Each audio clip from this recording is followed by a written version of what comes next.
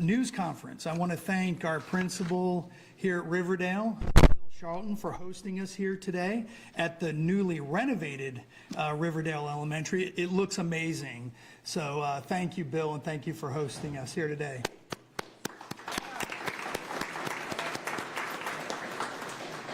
The 2023-24 school year is here. Unbelievable. It's gone by so fast the summer. We are eagerly awaiting our students to return on Thursday, August 10th. Joining us here are our school board members. We have Vice Chair and District 1, Angie Gallo.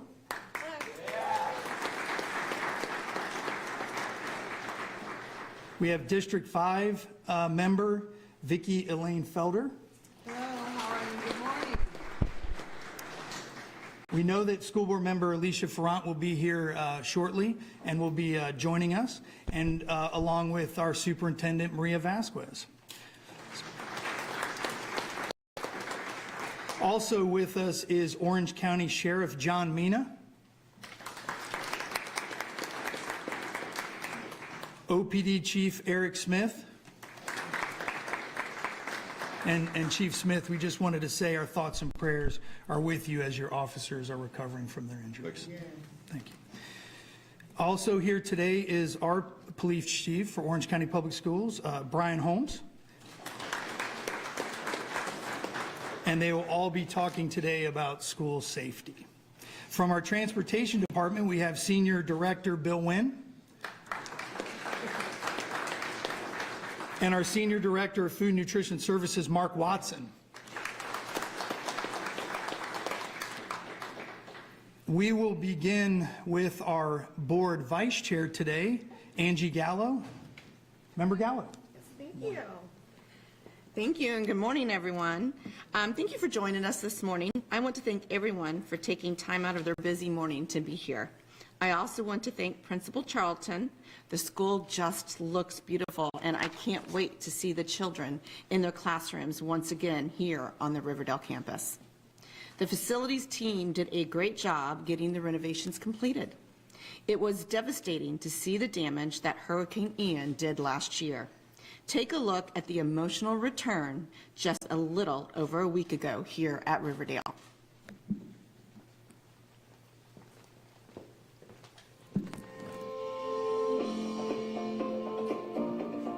Riverdale Elementary School, welcome home.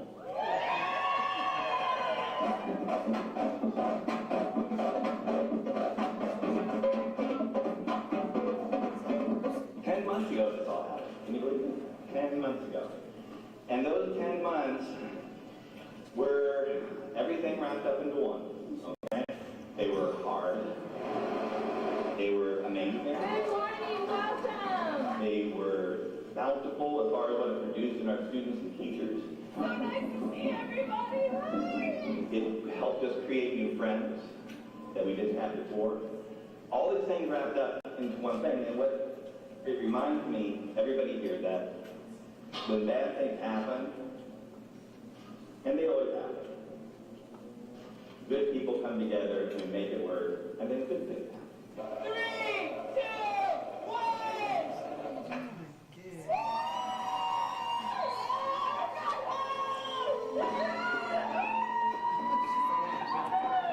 How beautiful it looks.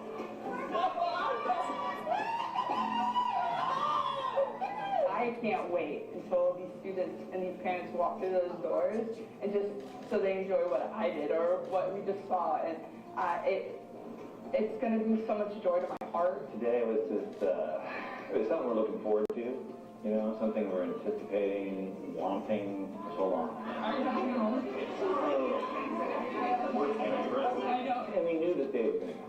Okay, so that kind of kept us hopeful, and when things got a little testy here and there, and people, you know, and it was just rough, we said, it's coming, we're moving home, don't worry. When you can stand back and watch the smiles on their faces as they're carrying their boxes in and unpacking their boxes. I just walked over to a couple classrooms and the teachers are so grateful and so thankful. That's why we do what we do. That's why we work for the district. I mean, to make sure that the students can be in their seats the first day of school and be happy, safe, in a clean environment. It's really nothing more important than that to us in facilities.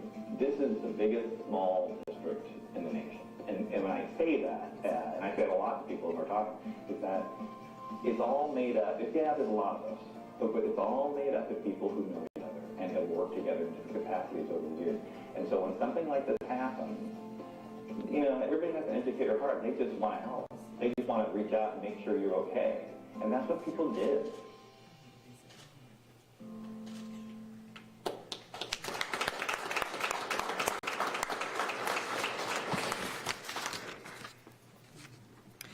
Our order of business today is to kick off the 2023-24 school year. On behalf of the school board, I want to thank all of our teachers, school administrators, and every staff member in every division and department for their continued hard work and commitment as we begin another school year.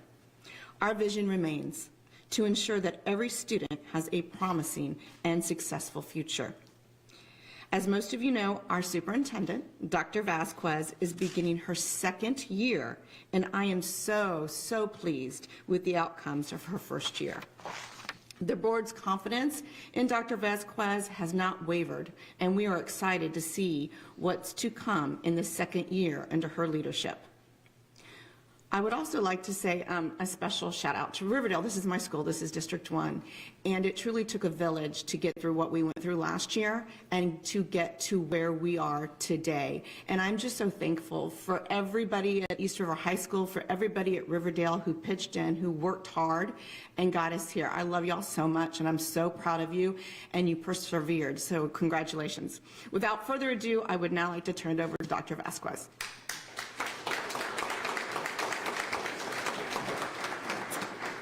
Thank you, Vice Chair Gallo, and thank you to all of you for being here at Riverdale Elementary. It truly is a special day. I'd like to begin by thanking my cabinet who has come out and for all of the work they did to help bring this day to fruition. I also want to thank the Riverdale team, Principal Charlton, the teachers, and the support staff for their efforts last year in continuing to educate their students during an extremely difficult time.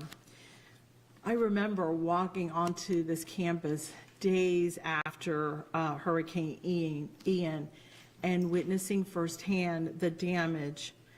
I also want to thank our facilities and maintenance team for the amazing job in getting the school ready for staff and students to return in just 10 months. This could not have been done without the support of the East River High School hosting Riverdale last year. It truly was two rivers, one family. I'd also like to thank University High School for assisting with getting students on and off the bus each day on their East campus. This was critical to provide safe transport to and from school for many of the students. This is an incredible community. I would like to remind parents and employees that hurricane season is upon us. And while we hope and pray we do not experience any major storms this year, we need to remain vigilant and prepared. I am looking forward to year 2 as superintendent. I hope it's just as exciting for OCPS. Except for the hurricanes. It's truly my honor to lead this remarkable school district. I've dedicated my life to creating learning environments where children feel safe, supported, and successful, which is why this summer our district went through a restructuring. Previously, our schools were organized into geographical learning communities. As of this school year, we have restructured so that we are in divisions. We have a high school division, a middle school K-8 division, and an elementary division. This restructuring will allow for greater support to our administrators, teachers, and students.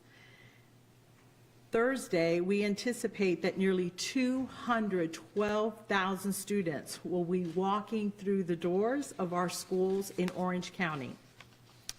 Those students come from over 200 countries and speak more than 160 languages and dialects. And now for our families who speak Spanish. Espero con mucha alegría el segundo año como superintendente. Es realmente un honor para mí dirigir este notable distrito escolar. He dedicado mi vida a crear escuelas donde todos los niños se sientan seguros, apoyados y con éxito. Por lo que este verano el distrito pasó por una conversión para brindar un mejor apoyo a nuestras escuelas. Nuestra estructura anterior estaba organizada en comunidades geográficas de aprendizaje. Cada comunidad de aprendizaje tenía hasta 38 escuelas. La nueva estructura organizada todas las escuelas dentro de una división, primaria, secundaria y preparatoria.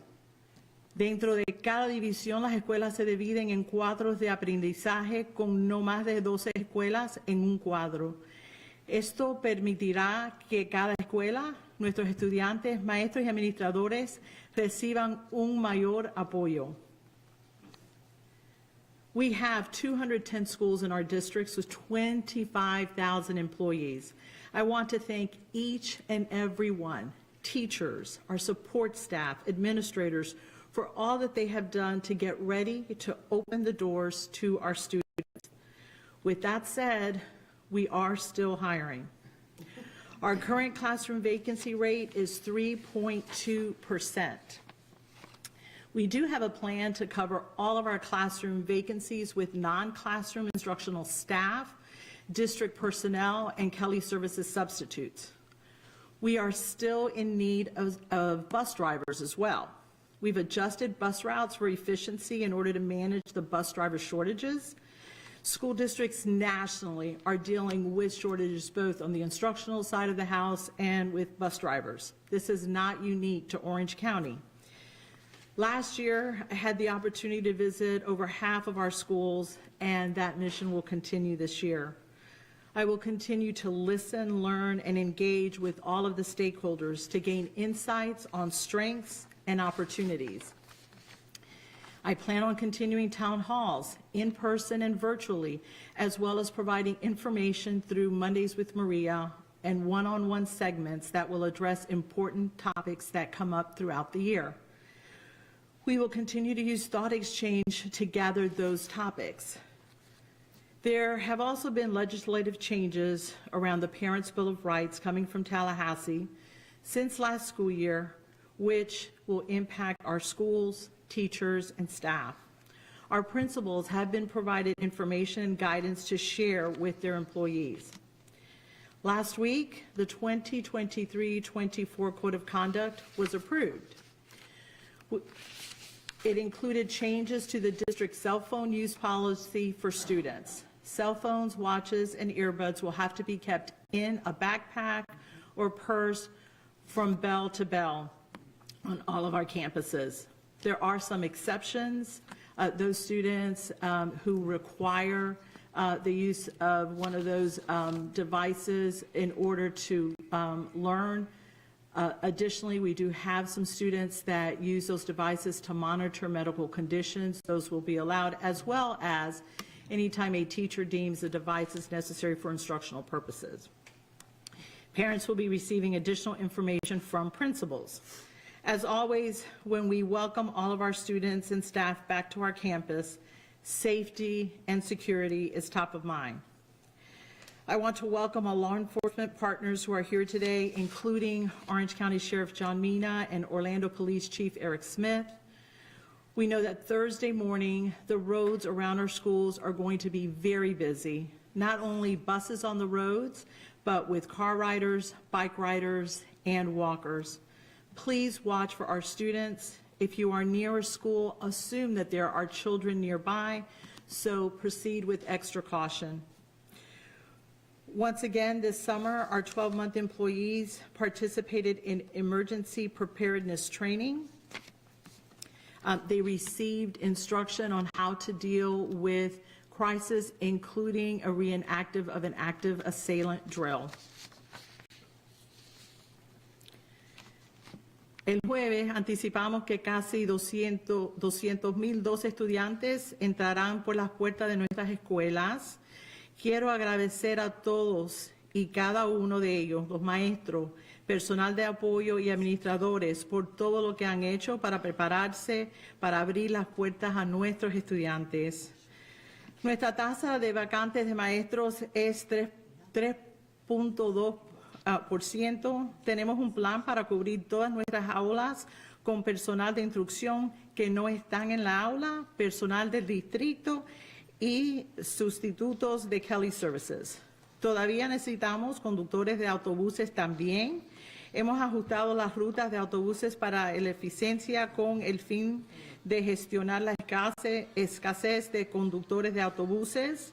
Los distritos escolares a nivel nacional están lidiando con la escasez de maestros y conductores de autobuses. Esto no es exclusivo al condado de Orange.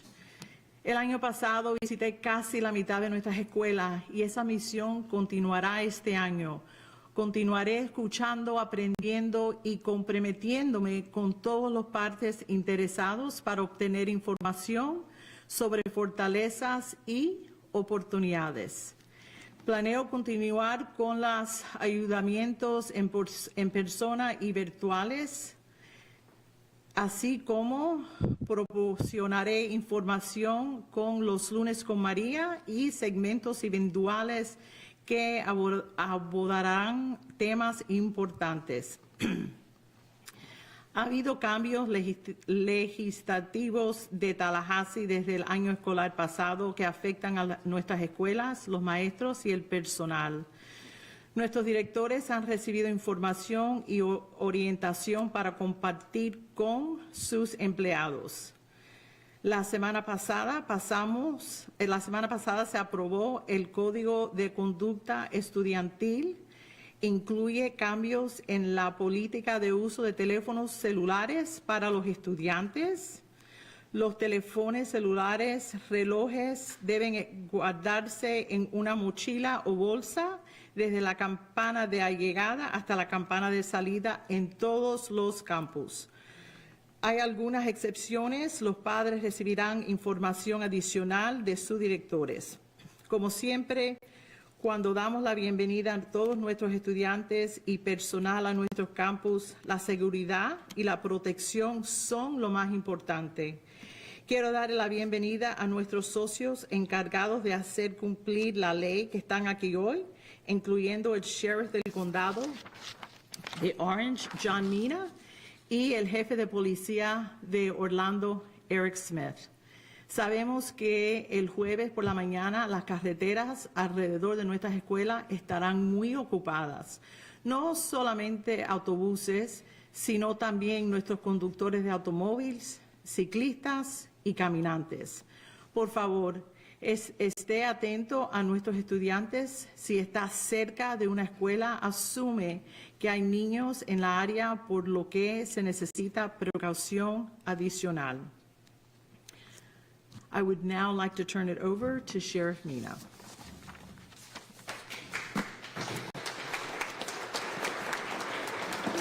So thank you, Superintendent. We are so glad to be here at Riverdale Elementary School for its grand reopening after being damaged by Hurricane Ian last year. As students and teachers return to the classrooms this year, I want our parents to hear this very clear message that nothing is more important to me and our deputies than the safety of your children at school, the safety of our teachers and our staff. I'm confident in saying that in Orange County Public Schools, we have some of the best trained deputies and officers in the nation. Our deputies do active assailant training every single year. And we've made it abundantly clear to our deputies that they will risk their lives for our children and for our school members. Just last month, as the superintendent said, we had a school shooting simulation drill at Horizons High School that gave us the opportunity to hone our skills and make sure that we are prepared should the worst happen. And, you know, this community should feel very confident that the men and women in law enforcement diligently train and prepare to keep our schools safe. Unfortunately, I've been in the classrooms in Uvalde, Texas, where 17 children and 2 teachers were killed, and I've seen areas throughout the country where law enforcement and the schools were not prepared to respond. I'm very proud of Orange County Public Schools and our local law enforcement here that we train together, we prepare together should that happen here in our community. So when school begins on Thursday, we'll have Orange County deputies and officers in every single traditional public school to keep our schools safe. Our youth services division is made up over 200 school resource officers, and again, we've made it very, very clear to them that they will risk their lives for the protection of your children. But not only do we have the deputies in school, we have other tools to keep us safe, or keep your children safe here. So we have access to over 6,000 cameras here in our schools, real-time access should an incident occur. And so we can monitor those and instantly give valuable information to the deputies and officers that are at our schools and also the ones responding.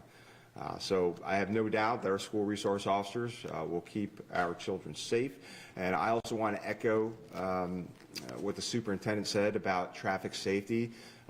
We've had a long summer and people forget about the school zones. We have nearly 500 school crossing guards that protect our children every single year. And without fail, about 2 or 3 are struck by vehicles protecting our children. So we're pleading people to put down their phones, to drive safely in school zones. We're going to have extra law enforcement out there to give tickets and warnings to those people who are driving dangerously through our school zones. And I talk to our school crossing guards every single year, and that is their biggest complaint, that people are not paying attention and that people are speeding through our school zones. So let's put our phones down, let's slow down and pay attention to what's going on so our kids can be safe. Thank you.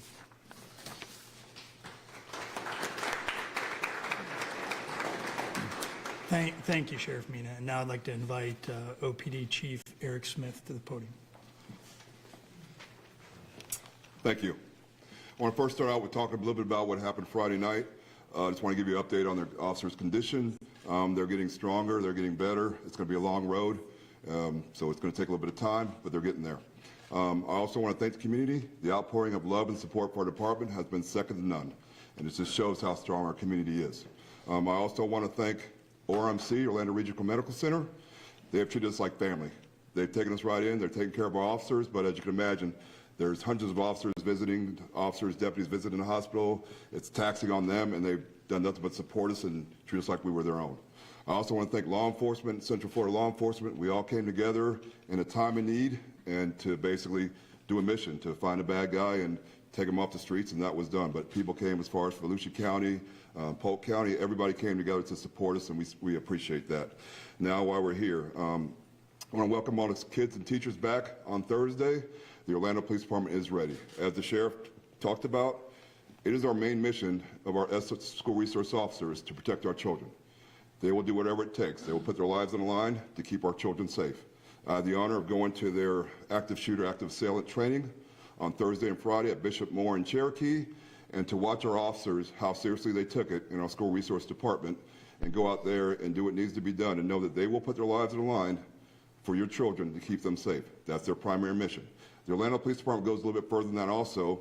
So every officer who works in the area of a school has been to that school and done a walkthrough of that school. We don't want it to be when an emergency happens, that's the first time they're coming on campus. It makes it so much easier when they've been to the campus, they know what buildings we're talking about. They also have it on their laptop, a diagram in the school. They know where they're going. That makes the response time quicker and makes it safer. And also, just like the sheriff said, pay attention on Thursday morning. We'll have our motor units out there, our patrol units out there. Slow down in the school zones. Keep our kids safe. So welcome back and thank you.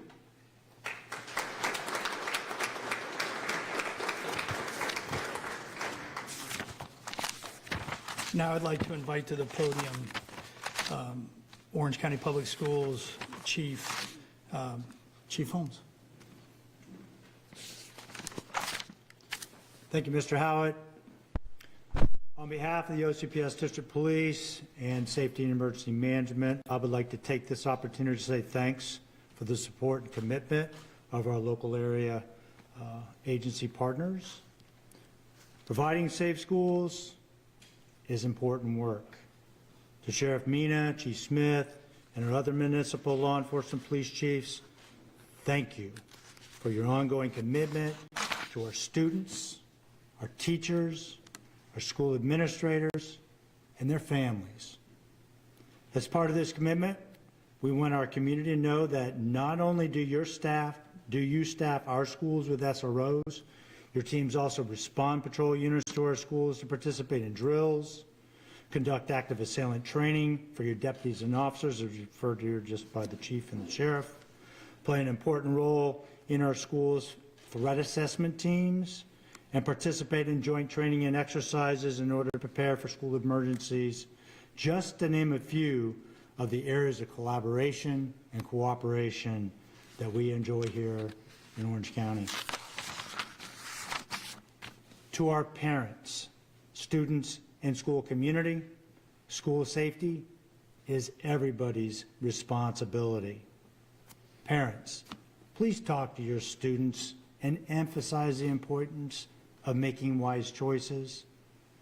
To the entire school community, please remember, if you see something, hear something, or know something, say something. You know, the use of cell phones to access social media, communicate threats anonymously, and planned acts of violence continues to be a challenge. I am thankful for the new cell phone policy. Thank you, Board. Thank you, Dr. Vasquez. The one consistent thing learned after acts of violence seems to be this: the offender told somebody or posted something on social media about their intentions prior to carrying out these acts. To our students, share threats and information that could lead to violence with a parent, trusted adult, a teacher, a school administrator, or your SRO. Parents, share threats and information that could lead to violence with a school administrator or your SRO.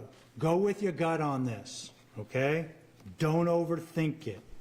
If it's time sensitive and constitutes an emergency, dial 911 and report it immediately.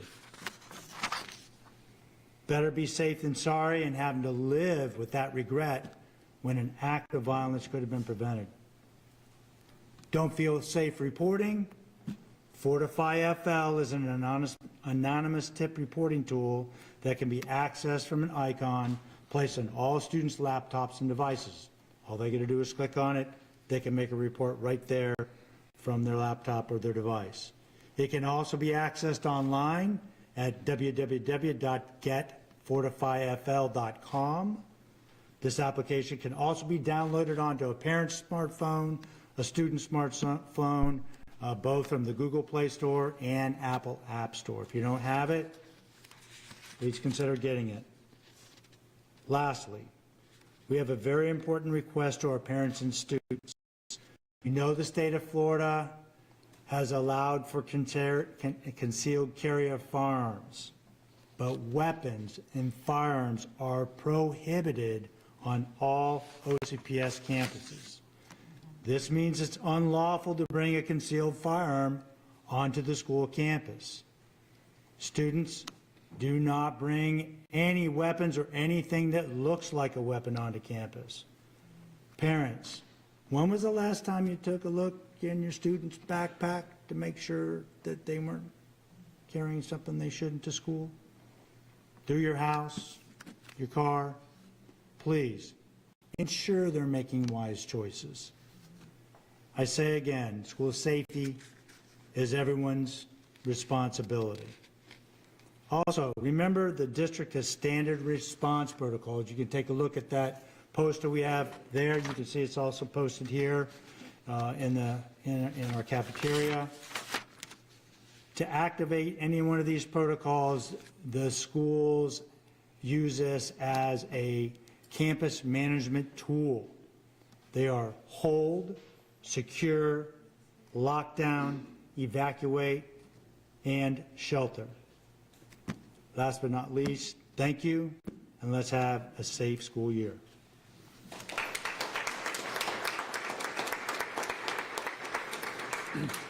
Now we'll bring up our Senior Director of Transportation, Bill Wynn.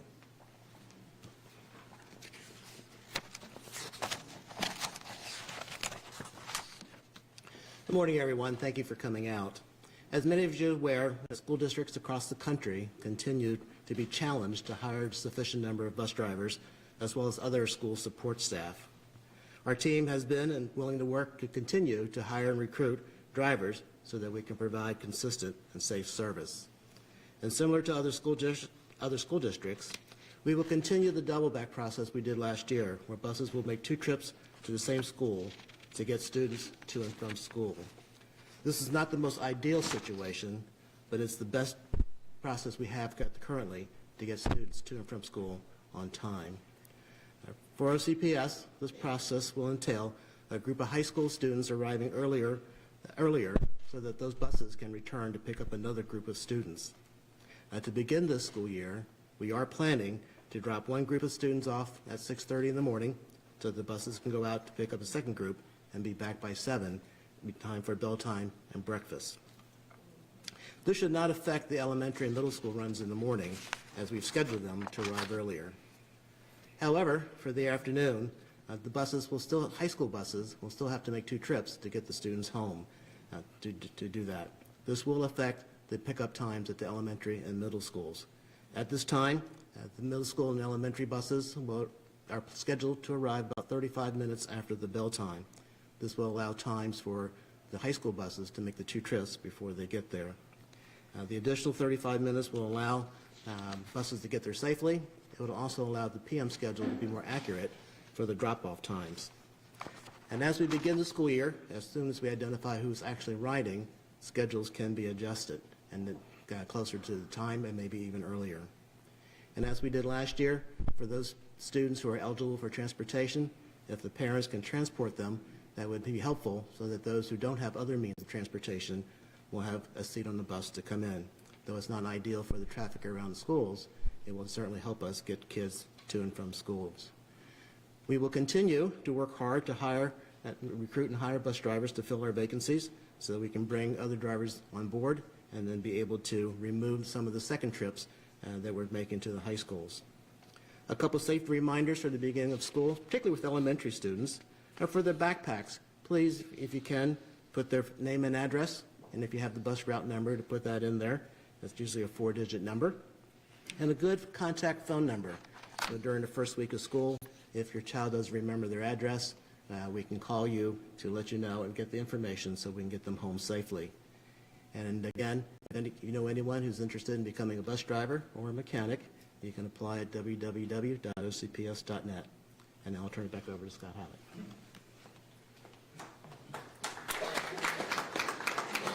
Thank you, Bill. Now I'd like to welcome Mark Watson. He's Senior Director of Food Nutrition Services with some big news. Share. Good morning. I guess they left me for last since I'm talking about food, and that brings the family together. So we're excited about our coming school year serving our students.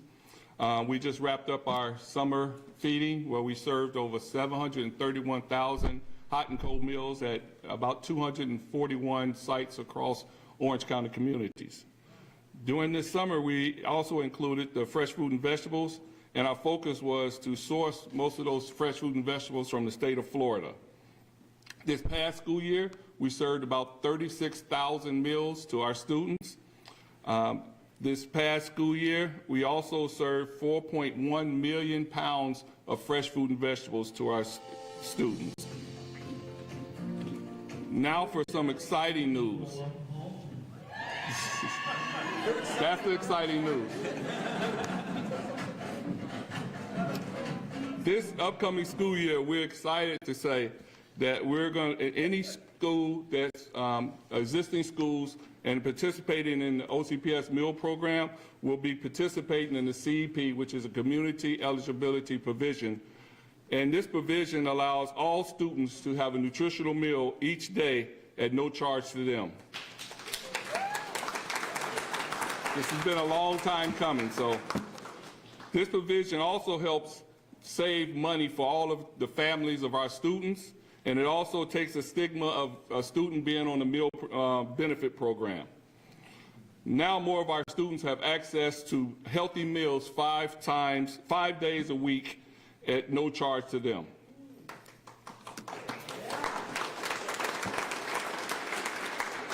Last but not least, I would like to say thank you to all the hardworking food nutrition services staff that works each day at one goal in mind, to ensuring that our children are fed and are ready to learn. We continue to look for dedicated, customer service driven, hardworking people to join our team. And I just want to say, please, parents, we have the meals here. We have breakfast, lunch, in some of our schools we have snack and supper. So we're ready to feed your kids, save your money, buy food for home, buy school supplies. We're ready to feed, and I just want to say thank you, and I turn this back over to Scott. Thank you, Mark. And before we turn it over to the individuals up here for questions, we do have a special presentation for Riverdale. So Principal Charlton and Ginny, come on up. And I'm going to welcome Dollar General out right now. They have a special presentation. They want to present a check to Riverdale, and I'll turn it over to them so they can talk a little bit about it. It's very exciting for Riverdale and the students and employees here. Thank you. Good morning. My name is Edwin Figueroa. I'm a Regional Director for Dollar General. We are here today to present a $20,000 check from the Beyond Words program. Thank you. From the Beyond Words program, funded by Dollar General's Literary Foundation, which is celebrating a milestone this year, 30 years. The Beyond Words grant program was designed to help school libraries rebuild after natural disasters. The Beyond Words grant program has been helping school libraries rebuild for 17 years and has impacted thousands of students and teachers. We want to ensure children have access to books and other literary-related materials in their library. We are proud to help Riverdale Elementary School rebuild and restore limitless word and reading for students. Thank you.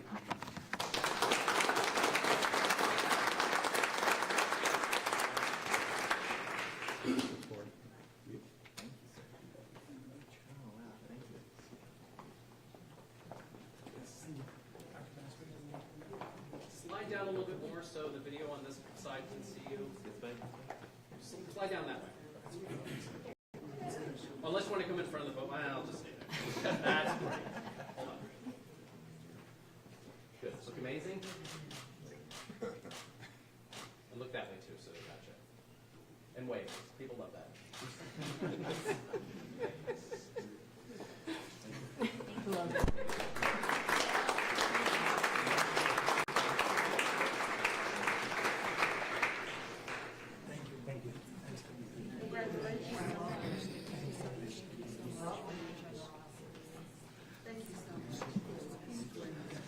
Okay, now we'll go ahead and open it up to questions for anyone up here on the stage. So we have questions. Yeah, my question is for Dr. Vasquez. With the challenges that come with teacher shortages, bus driver shortages, what's your message to parents that the situation, will the situation improve as the school year progresses?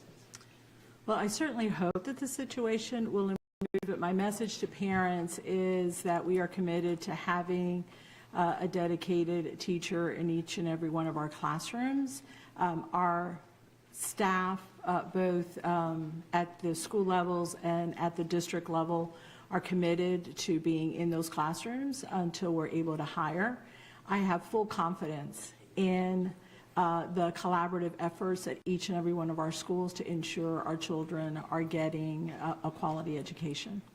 And if there's anyone out there that would like to be a teacher, please call us. We're hiring.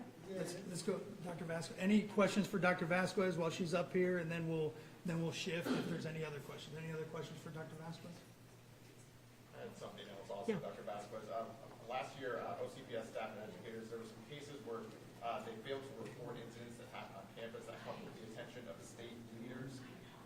My question is, what is being done, what has the district done since then to ensure that staff and educators are reporting incidents like bullying or sexual assault, something like that? And so we have done extensive training, have reiterated our messaging that all incidents against the code of conduct need to be reported. Last year, I personally spoke to every one of our administrators delivering that message, and we have seen a more consistent approach to that. We work hand in hand with the Department of Education to ensure that we are in compliance, and I expect that you'll see a change in the numbers, or you have seen a change in the numbers. If a principal does not immediately report an incident like bullying or sexual assault, is that a fireable offense? Each incident of alleged misconduct is reported to the Office of Professional Standards, and they are looked at on a case-by-case basis.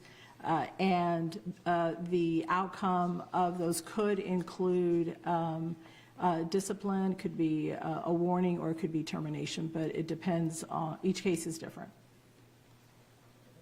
Muy bien. Ante la eliminación de rutas escolares, ¿cómo vamos a garantizar que algunos estudiantes no tengan que caminar millas, en algunos casos media hora, para llegar solos a la escuela? ¿Cómo garantizamos la seguridad de ellos en esas vías tan largas? So, voy a responder a su pregunta, pero voy a decir la pregunta en inglés también para que entiendan. So the question is around routes. How can we ensure that the students are not going to be walking, in some cases, 30 minutes to get to school? La razón por la cual que cambiamos las rutas este año es para poder prevenir esa situación. Todos los conductores de autobuses recibieron las rutas la semana pasada y tenemos mucha confianza que esa situación no va a existir. My answer to the question was that that is the reason why we looked at more efficient routes. Our drivers received the routes last week, and we're confident that we're not going to have students that are having to walk those long distances. Thank you.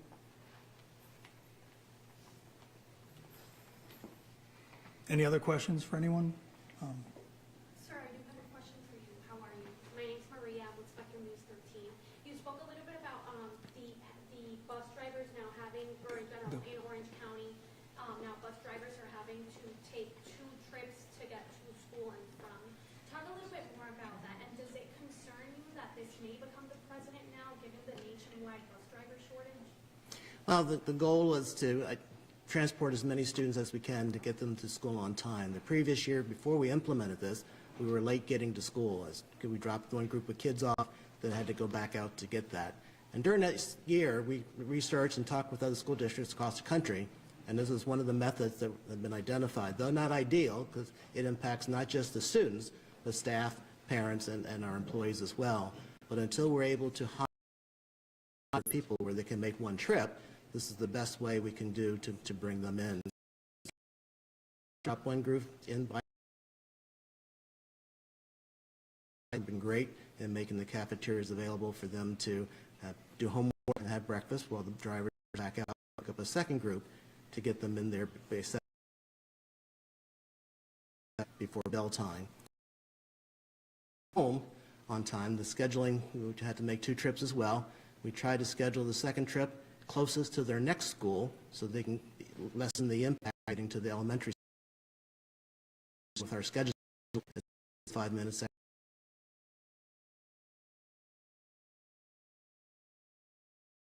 with our labor relations, but this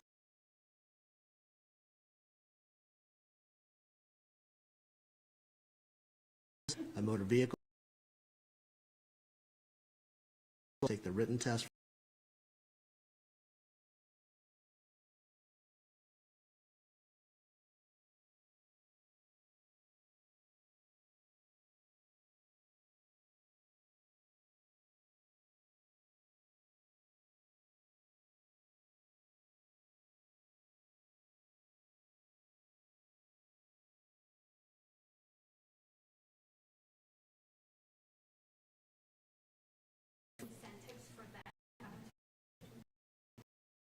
It's put a strain on everybody, and as Dr. Vasquez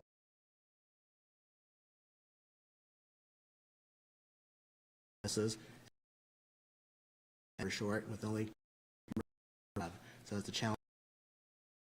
We're working on incentives. The negotiations this year, we offered for saving, perfect bonus for helping out in the.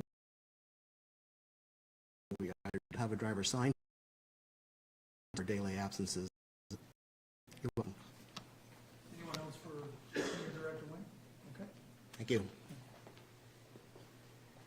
Any other questions? One regarding nutrition. Nutrition. Yeah. Mark? So you mentioned that it's a process. Is this something that would sustain?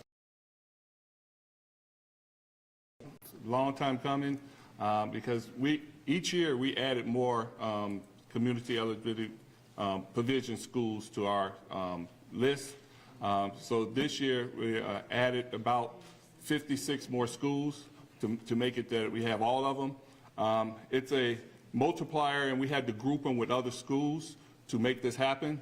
So that was it. And your second question was, what again? It'll sustain beyond this year. It's not like a temporary. No, it's not a temporary thing. The first group, this whole school is for 4 years. So it's on for 4 years. But any new schools, we have to wait a year before we can add them on because we don't do all the data collection until April, that's when the USDA says we have to get it. So once that we get those, then we add those on to the list also.